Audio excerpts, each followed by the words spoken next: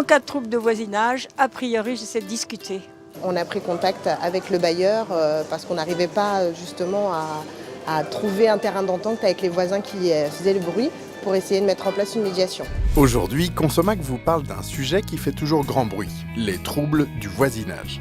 Vrombissement de perceuse à 6h du matin, décibels au maximum toute la nuit, chien qui aboie en continu ou encore odeur de nourriture permanente, il existe plusieurs types de troubles du voisinage. Qu'ils soient volontaires ou non, de jour comme de nuit, vous êtes en droit de demander à l'auteur des faits d'arrêter de perturber votre quotidien si ces derniers sont anormaux. La première chose à faire, c'est de privilégier les solutions amiables. La plupart du temps, l'intéressé n'est pas conscient de la gêne occasionnée et c'est toujours important de privilégier le dialogue. Dans un premier temps, allez le voir et rappelez-lui les règles en matière de voisinage.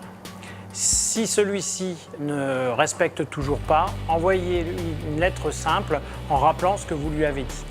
Si vos démarches n'ont pas d'effet, envoyez enfin un recommandé à votre voisin en le mettant en demeure de faire cesser le trouble et en mentionnant bien que vous avez usé toutes les démarches amiables possibles. Si toutes vos tentatives sont vaines, vous pouvez alors demander de l'aide à une tierce personne pour qu'elle agisse en tant que médiateur.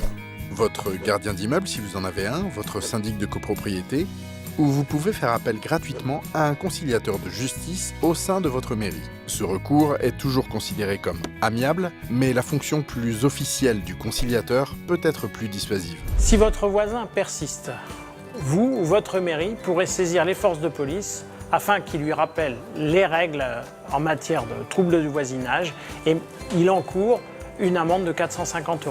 Enfin, l'ultime recours, c'est la saisie de la justice.